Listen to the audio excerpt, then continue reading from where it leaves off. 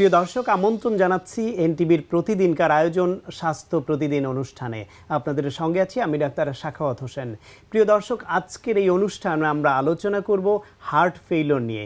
এ বিষয়ে কথা বলবার জন্য আমাদের সঙ্গে স্টুডিওতে উপস্থিত আছেন একজন হৃদরোগ বিশেষজ্ঞ। চলুন দর্শক, আমরা পরিচিত হয়ে নেই আমাদের আজকের অতিথির সঙ্গে। ডাক্তার মোহাম্মদ ফরহাদ উদ্দিন 1970 সালের 15 জুন ঢাকা জেলায় জন্মগ্রহণ করেন। তিনি 1997 সালে ময়মনসিংহ মেডিকেল কলেজ থেকে এমবিবিএস ডিগ্রি অর্জন করেন। এরপর তিনি কার্ডিওলজি বিষয়ে এমডি ডিগ্রি লাভ করেন। বর্তমানে তিনি জাতীয় হৃদরোগ ইনস্টিটিউট ও কার্ডিওলজি বিভাগের কনসালটেন্ট হিসেবে কর্মরত আছেন। আপনাকে আমন্ত্রণ জানাচ্ছি আমাদের অনুষ্ঠানে। ধন্যবাদ। হার্ট ফেইলিওর মানে হলো অকার্যকর হয়ে যাওয়া, অসামর্থ্য হয়ে যাওয়া। একজন মানুষের যখন হার্ট ফেল করে তখন হার্ট কাজ করতে পারে না, এটাই সাধারণ অর্থে ধরে নেওয়া হয় এবং মানুষের মধ্যে এমন ধারণাও কাজ করে হার্ট ফেল করা মানেই তো মৃত্যু। আপনি কি বলেন? আসলেই তাই, মানুষের মধ্যে ধারণা হচ্ছে যে হার্ট ফেল করা মানে বোধহয় এই বুঝি সব শেষ হয়ে গেল, এই বোধহয় মৃত্যু ঘনিয়ে আসলো। অতটা মারাত্মক না হলেও রোগটা কিন্তু মারাত্মক বা পরিস্থিতিটা একটু জটিল। হার্ট ফেল করা মানে সাদামাটা ভাষায় বোঝায় যে হার্টটা সেই মুহূর্তে তার কাঙ্ক্ষিত কাজটা করতে পারছে না। এখন হার্টের কাঙ্ক্ষিত কাজ কি? হার্টের কাঙ্ক্ষিত কাজ হচ্ছে গিয়ে হার্ট পাম্প করবে, পাম্প করার মাধ্যমে রক্ত সারা শরীরে ছড়িয়ে দিবে এবং সারা শরীর থেকে দূষিত রক্ত হার্টের মধ্যে চলে আসবে, হার্ট প্রসারিত হবে। এই তো যখন এই সংকোচন প্রসারণটা তার কাঙ্ক্ষিতভাবে করতে পারছে না হার্ট, তখনই সেই পরিস্থিতিকে আমরা সাধারণ ভাষায় বলি হার্ট ফেইলিওর। এর মধ্যে আরও ভাগ রয়েছে। একজন মানুষের হার্ট ফেইলিওর হলে আপনি যেটা বলছেন যে পর্যাপ্ত পরিমাণে রক্ত যে সারা শরীরে ছড়িয়ে দেওয়া সেটি পারে না, কারণ এটা পাম্প করে যে পাঠাবে সে শক্তি তার থাকে না। তখন কি ক্ষতি হয়? তখন তো অনেকগুলো ক্ষতির মধ্যে একটা প্রধান ক্ষতি হচ্ছে গিয়ে যে হার্টের একটা বড় কাজ হচ্ছে পাম্প করে সারা শরীরে রক্ত ছড়িয়ে দেয়া এবং সারা শরীর থেকে দূষিত রক্ত হার্টের মধ্যে নিয়ে আসবে এবং তখন হার্ট সংকুচিত হবে। এই কাজটি যখন করতে পারছে না, তখন যেটা হবে যে হার্টের মধ্যে রক্ত জমা পড়ে থাকবে, অনেকখানি অপ্রয়োজনীয় রক্ত জমা পড়ে থাকবে এবং তার ফলে যেটা হয় তখন বুকের মধ্যে পানি জমে যায়। আমরা যদি বলি লেফট ভেন্ট্রিকুলার ফেইলিয়ারের মতো একটা পরিস্থিতি তৈরি হয়, সেক্ষেত্রে বুকের মধ্যে ফুসফুসে পানি জমে যায়, আমরা বলি পালমোনারি ইডিমা মতো একটা সিচুয়েশন। তখন রোগীর প্রচণ্ড শ্বাসকষ্ট হয় এবং তখন শ্বাসকষ্ট, বুক ধড়ফড় করা এবং রোগীর মনে হয় যে আমি শ্বাস নিতে পারছি না, এই বোধহয় আমি মারা যাব, এরকম একটা পরিস্থিতি। এটা হচ্ছে যদি অ্যাকিউট লেফট ভেন্ট্রিকুলার ফেইলিয়ার হয়। আবার আরেকটি পরিস্থিতি রয়েছে কনজেস্টিভ কার্ডিয়াক ফেইলিয়ার, সেটাও এক ধরনের হার্ট ফেইলিয়ার। তখন যেটা হয় যে হার্ট যেহেতু তার কাঙ্ক্ষিত কাজটি করতে পারছে না, শুধু বুকে নয় সারা শরীরে পানি জমে যাচ্ছে। দেখা গেল যে শরীরের পায়ে পানি জমে গেছে, পা ফুলে গেছে, কিংবা পেটে পানি জমে গেছে, পেট ফুলে গেছে, মুখে পানি জমে গেছে, মুখ ফুলে গেছে, প্রস্রাব হচ্ছে না পর্যাপ্ত, কারণ কিডনিতে পর্যাপ্ত পরিমাণ রক্ত যাচ্ছে না, কাজে প্রস্রাবের পরিমাণ কমে গেছে, নানান সমস্যা। এর পাশাপাশি আরও অনেকগুলো সিমটম আকারে তখন এই হার্ট ফেইলিওর প্রকাশ পায়। আপনি যে কমন লক্ষণগুলি বললেন, এই হার্ট ফেইলিওরের সঙ্গে এগুলি যুক্ত। অন্যান্য কিছু রোগের কারণেও অনেক সময় এরকম পানি জমে যাওয়া বা প্রস্রাব বন্ধ হয়ে যাওয়া এগুলি হয়। পার্থক্য করার উপায় কি? অন্য কি রোগে এরকম হতে পারে? আরও অনেকগুলো রোগী এরকম হতে পারে। তার মধ্যে অন্যতম হচ্ছে যেমন কিডনি যদি কোনো কারণে ফেল করে, আমরা বলি ক্রনিক কিডনি ডিজিজ কিংবা অ্যাকিউট কিডনির ইনজুরি যদি বলি আমরা, কিডনির কারণেও কিন্তু এভাবে শরীরে পানি জমতে পারে। আবার লিভারের যদি কোনো সমস্যা হয়, তখন কিন্তু লিভারের ফেইলিওর যদি হয়, তাহলে সেক্ষেত্রেও আমরা ক্রনিক লিভার ডিজিজ বলি, সেক্ষেত্রেও কিন্তু শরীরে পানি জমে যেতে পারে। তো মূলত কিডনির দুর্বলতা, লিভারের দুর্বলতা কিংবা হার্টের দুর্বলতা, এই কারণে শরীরে পানি জমতে পারে। আবার কিছু ওষুধ রয়েছে যে সেই ওষুধগুলো খেলে শরীরে কিন্তু পানি জমতে পারে। আমরা অনেক সময় ভয় পাই বোধহয় অসুখের কারণে জমেছে, আসলে ওষুধের কারণে জমেছে। ব্যথানাশক কিছু ওষুধের কারণে, ব্যথানাশক কিছু ওষুধ রয়েছে, কিছু ওষুধ রয়েছে, উচ্চ রক্তচাপের জন্য কিছু ওষুধ রয়েছে, ক্যালসিয়াম চ্যানেল ব্লকার, স্টেরয়েড জাতীয় ওষুধেও কিন্তু আমাদের শরীর অনেক সময় পাফি হয়ে যায়। আবার হরমোনজনিত কিছু রোগের জন্য কিন্তু শরীর অনেক সময় ফুলে উঠছে, আমরা ভাবি হয়তো বা পানি জমেছে। চিকিৎসক তখন নির্ণয় করবেন যে কি কারণে হচ্ছে এবং সেই অনুসারে চিকিৎসা দিবেন। তো হার্ট ফেইলিওরে একজন মানুষ আক্রান্ত হন কেন এবং কারা ঝুঁকিপূর্ণ? হঠাৎ করে কিন্তু হার্ট ফেল করবে না, তার আগে তার পেছনে কিছু না কিছু অসুখ লুকিয়ে থাকবে বেশিরভাগ ক্ষেত্রেই। তার মধ্যে সবচাইতে কমন একটি অসুখ হচ্ছে হার্ট অ্যাটাক। হার্ট অ্যাটাক হলে তার বেশ কতগুলো জটিলতা হয় সেই মুহূর্তেই বা তার কিছুক্ষণ পরপরই। তার মধ্যে অন্যতম হচ্ছে গিয়ে হার্ট ফেলার, আরও নির্দিষ্টভাবে যদি আমরা বলি যে অ্যাকিউট লেফট ভেন্ট্রিকুলার ফেলার। তখনই কিন্তু বুকে পানি জমে যায়, তীব্র শ্বাসকষ্ট হয় রোগীর, এবং রোগীর মনে হয় যে এই বোধহয় আমি মারা যাচ্ছি, এরকম একটা পরিস্থিতি তৈরি হয়। তাছাড়া ভালভুলার হার্ট ডিজিজ যদি হয়, হার্টের যে ভালভগুলো আছে সেগুলোতে যদি রোগাক্রান্ত হয়, দীর্ঘদিনের রোগাক্রান্ত হওয়ার পর একটা পর্যায়ে হার্ট ফেল করতে পারে। কার্ডিওমায়োপ্যাথি বলে কিছু রোগ রয়েছে হার্টের, যেখানে হার্ট দুর্বল হয়ে যায়, দুর্বল হতে হতে একটি পর্যায়ে গিয়ে তার কাঙ্ক্ষিত কাজ করতে পারে না, তখনও কিন্তু হার্ট ফেল করে। অনিয়মিত হৃদস্পন্দন থেকে একটা পর্যায়ে হার্ট দুর্বল হয়ে যায়, সেখানেও কিন্তু হার্ট ফেল করতে পারে। So these are the reasons যে কারণে, কিংবা উচ্চ রক্তচাপ যেটি অনিয়ন্ত্রিত থাকে, দীর্ঘদিনের অনিয়ন্ত্রিত উচ্চ রক্তচাপের একটা পর্যায়ে গিয়ে কার্ডিওমায়োপ্যাথি ডেভেলপ করে, তখনও কিন্তু একটা পর্যায়ে গিয়ে হার্ট ফেল করতে পারে। একজন মানুষ হার্ট ফেল করলে, তার হার্টটা যখন ফেল করে তখন করণীয় কি? আপনারা এটা কি পরীক্ষা নিরীক্ষা করেন বা চিকিৎসার কি অপশন আছে? আচ্ছা, হার্ট ফেলিয়ার তো বিভিন্ন রকম আছে, বেশ কয়েকটা ভাগ রয়েছে, এবং তার মধ্যে প্রধান দুটি ভাগের কথা আমি শুরুতেই বলেছি যে অ্যাকিউট লেফট ভেন্ট্রিকুলার ফেলিয়ার, এটি একটি মারাত্মক জটিল তাৎক্ষণিক পরিস্থিতি, অ্যাকিউট কন্ডিশন। আরেকটি রয়েছে কনজেস্টিভ কার্ডিয়াক ফেলার, যেটি আস্তে আস্তে ধীরে ধীরে ডেভেলপ করে।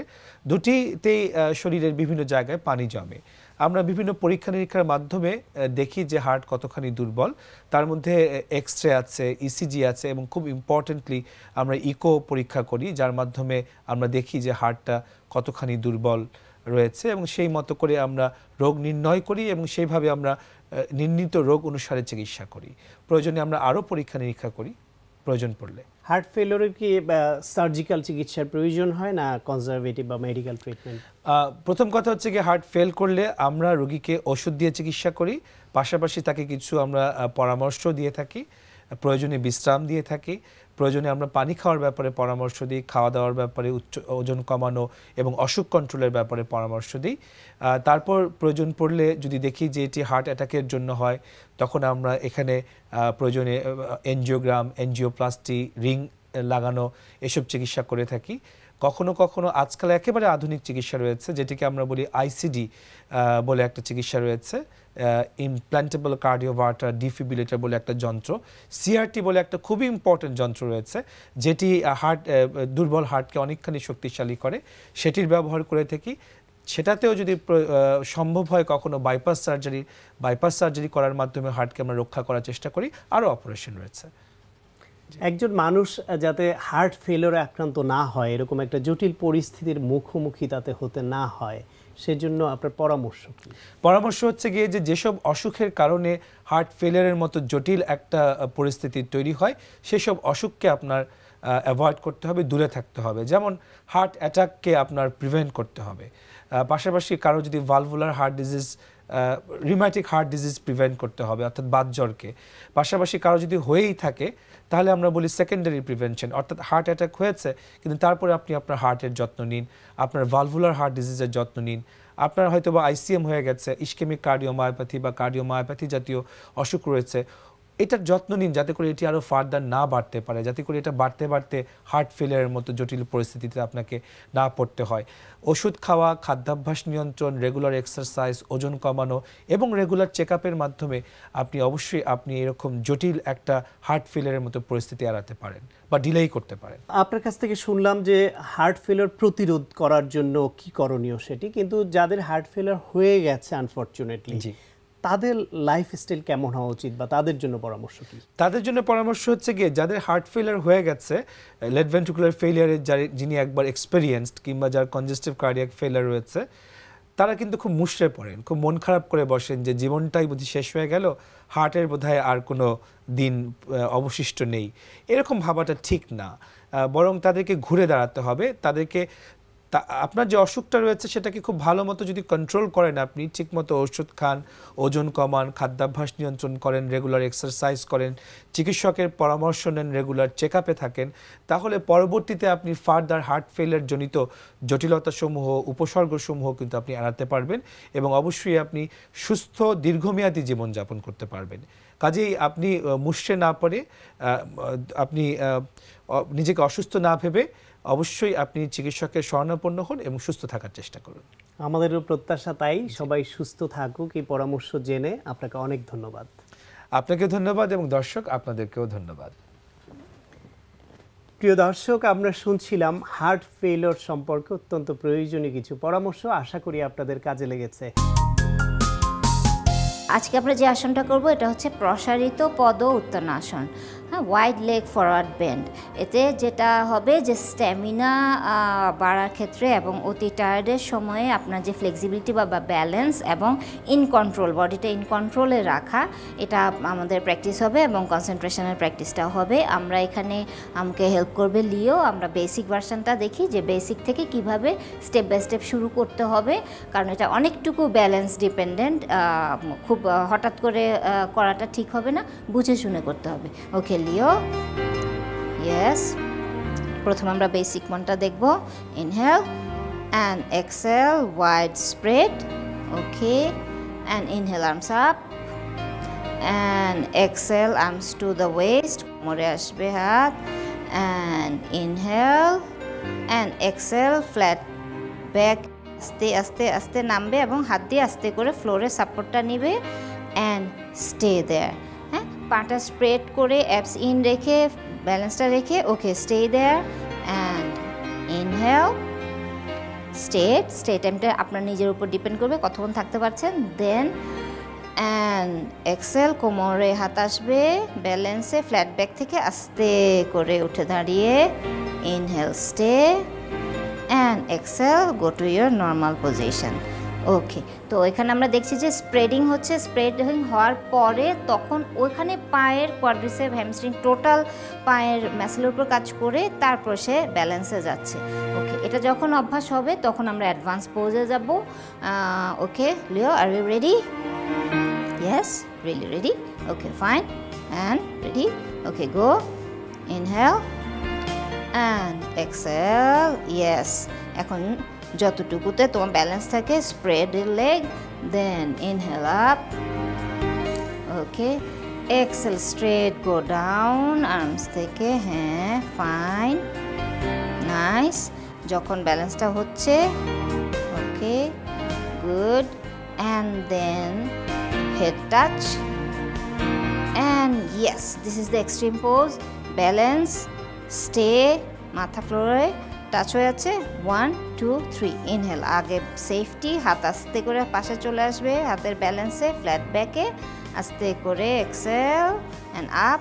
দেন ব্যালেন্সে আস্তে আস্তে অল্প অল্প করে দুপা কাছাকাছি আনতে হবে, দুপা কাছাকাছি কাছাকাছি কাছাকাছি। Whenever you are ready, then yes, flat back and up and inhale, exhale, yes, that's ইট।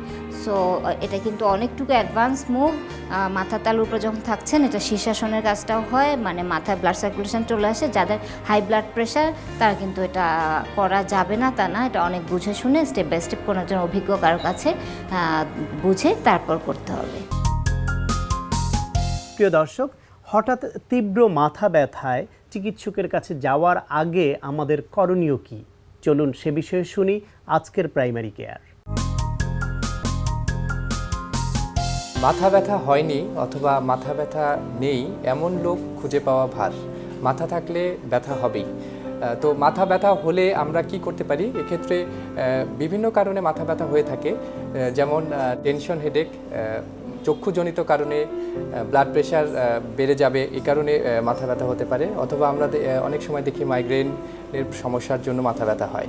মাথা ব্যথার অনেক কারণ আছে, তবে কোনো কারণকেই অবহেলা করা যাবে না, অবশ্যই কারণটি খুঁজতে হবে। তার আগে আমরা যেটা করতে পারি, আমরা অবশ্যই মাথা ব্যথার জন্য একটি ব্যথানাশক ওষুধ খেতে পারি, কিন্তু এক্ষেত্রে অবশ্যই বুঝতে হবে যে অন্য কোনো অর্গানের বা অন্য কোনো অঙ্গের কোনো রকমের অসুস্থতা আছে কিনা বা কোনো রকমের বাধ্যবাধকতা আছে কিনা ডাক্তার কর্তৃক, সেক্ষেত্রে অবশ্যই এ ধরনের ওষুধ খেতেও কিছুটা নিষেধাজ্ঞা আছে। আমরা তখন প্যারাসিটামল জাতীয় কোনো একটি ওষুধের কথা বলে থাকি। এ ধরনের ওষুধ খেতে পারেন, অথবা আপনার যে কারণে মাথা ব্যথা হচ্ছে সেটি কিন্তু প্রশমনের জন্য আমরা অবশ্যই চিকিৎসকের পরামর্শ নেব। প্রিয় দর্শক, এখন আপনাদের জন্য রয়েছে স্বাস্থ্য প্রতিদিন আজকের হেলথ টিপস। শুধু চশমা ব্যবহার করে টেরা চোখের রোগীরা সম্পূর্ণ সুস্থ হয়ে উঠতে পারেন। তাই যারা এ জাতীয় সমস্যায় ভুগছেন তারা একজন চক্ষু বিশেষজ্ঞের পরামর্শ নিন। প্রিয় দর্শক, এই অনুষ্ঠান সম্পর্কে যদি আপনাদের কোনো মতামত বা পরামর্শ থাকে তাহলে লিখে পাঠাতে পারেন এই ঠিকানায়। প্রযোজক স্বাস্থ্য প্রতিদিন, এনটিভি, বিএসসি ভবন, 7তলা, 102 কাজী নজরুল ইসলাম এভিনিউ, কারণ বাজার, ঢাকা 1215। ফ্যাক্স 914338 থেকে 7 পর্যন্ত, অথবা ইমেইল করুন স্বাস্থ্যপ্রতিদিন@ntvpt.com এই ঠিকানায়। প্রিয় দর্শক, আপনার প্রিয় স্বাস্থ্য প্রতিদিন অনুষ্ঠানের আগামী পর্বে যা রয়েছে, এখানে সমস্যাটা যেহেতু তাদের ডেভেলপমেন্ট পিছিয়ে থাকে, তাদের স্পেশাল স্কুলে দেওয়া দরকার। স্পেশাল স্কুলে দিয়ে তাদের যে সমস্যাগুলো আছে এটা চিহ্নিত করা এবং সেই অনুযায়ী তাদেরকে লালন পালন করা এবং বড় করা, এবং তাদের যেখানে প্রতিভা আছে, এদের কেউ কেউ খুব ভালো ড্রয়িং করতে পারে, কেউ কেউ ভালো গান করতে পারে, কেউ কেউ ভালো কম্পিউটার চালাতে পারে, এক একজনের এক এক দিকে প্রতিভা দেখা যায়। তো সেই প্রতিভা অনুযায়ী তাদেরকে বড় করে তোলা, সেই অনুযায়ী করা স্পেশাল, তাদের এখানে স্পেশাল স্কুলিং খুব ইম্পর্টেন্ট। আচ্ছা, প্রিয় দর্শক, বিশ্বের যে কোনো প্রান্ত থেকে যে কোনো সময় এনটিভিতে সম্প্রচারিত আপনার প্রিয় স্বাস্থ্য প্রতিদিন অনুষ্ঠান দেখতে ভিজিট করুন আমাদের পূর্ণাঙ্গ ওয়েব পোর্টাল www.ntvbd.com। দর্শক, আজ এ পর্যন্তই। সবাই ভালো থাকুন, সুস্থ থাকুন এবং অবশ্যই নিরাপদে থাকুন। দেখা হবে আগামীকাল ঠিক একই সময়ে আপনার প্রিয় এনটিভির পর্দায় নতুন কোনো অতিথি নিয়ে।